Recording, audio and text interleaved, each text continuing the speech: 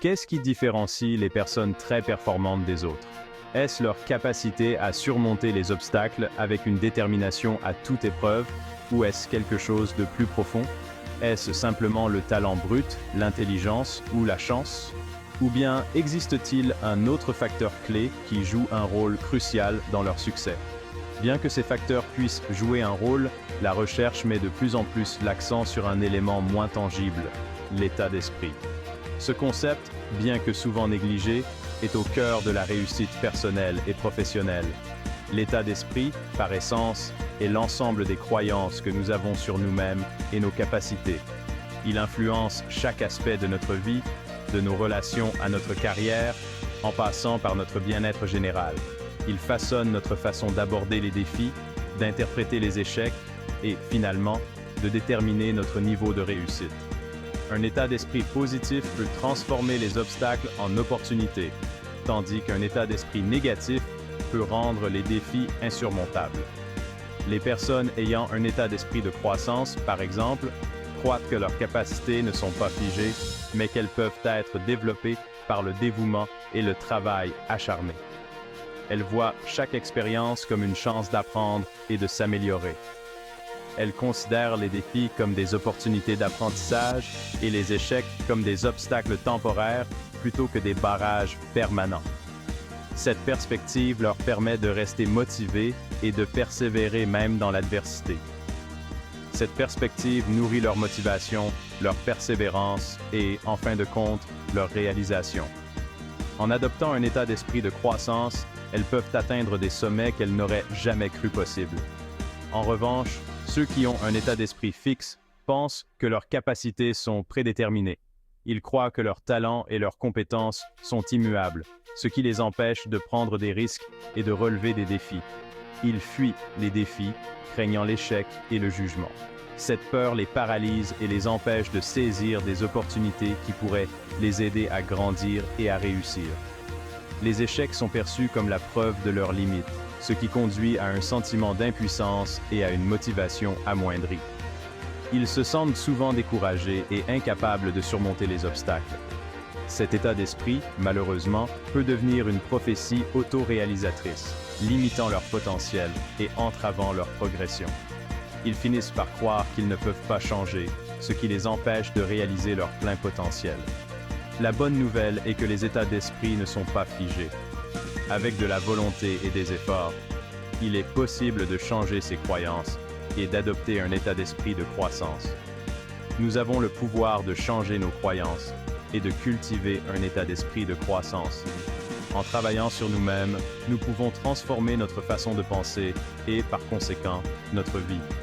Ce sujet explore le monde des personnes très performantes en découvrant les principaux états d'esprit qui sont le moteur de leur réussite. Nous verrons comment ces individus utilisent leur état d'esprit pour surmonter les défis et atteindre leurs objectifs.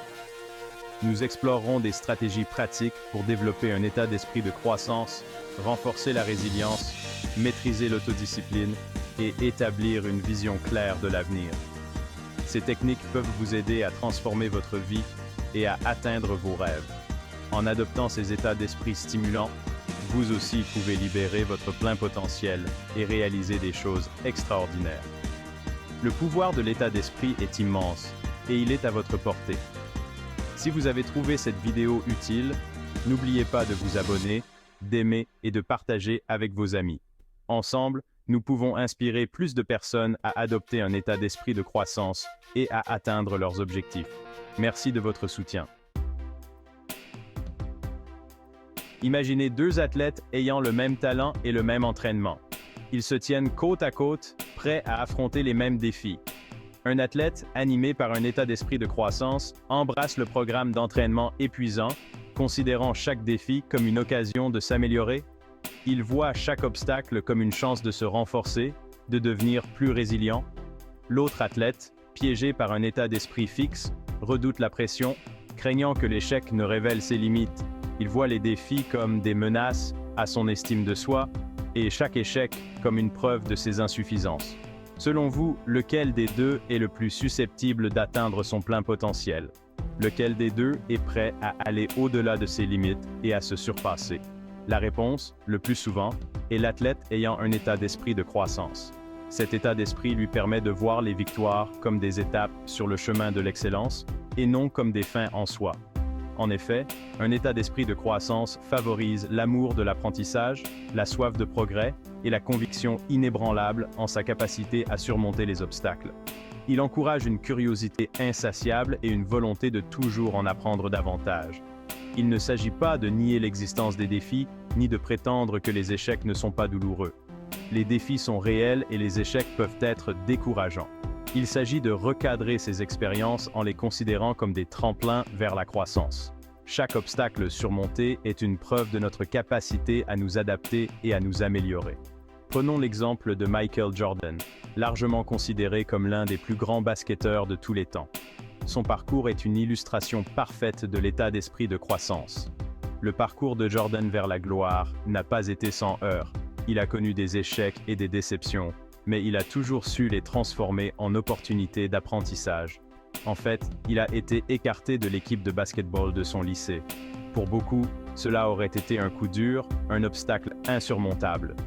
Cependant, au lieu de laisser ce rejet le définir, Jordan s'en est servi comme carburant. Il a transformé cette déception en une motivation pour travailler encore plus dur.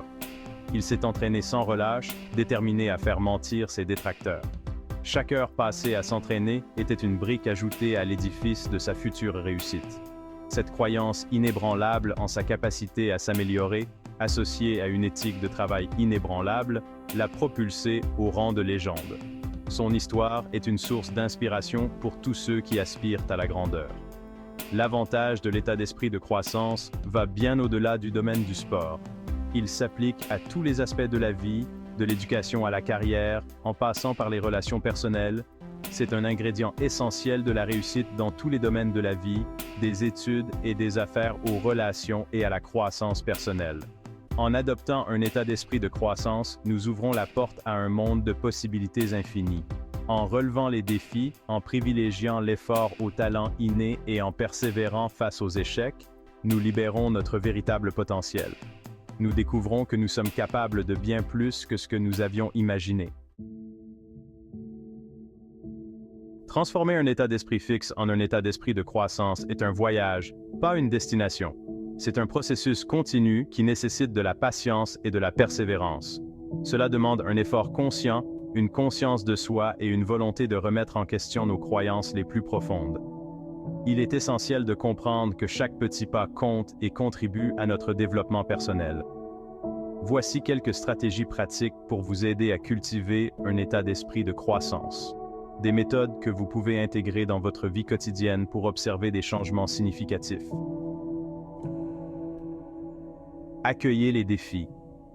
Au lieu de fuir les défis, considérez-les comme des occasions d'apprentissage et de croissance. Chaque obstacle surmonté renforce votre résilience et votre capacité à gérer des situations similaires à l'avenir. Valorisez l'effort plutôt que le talent.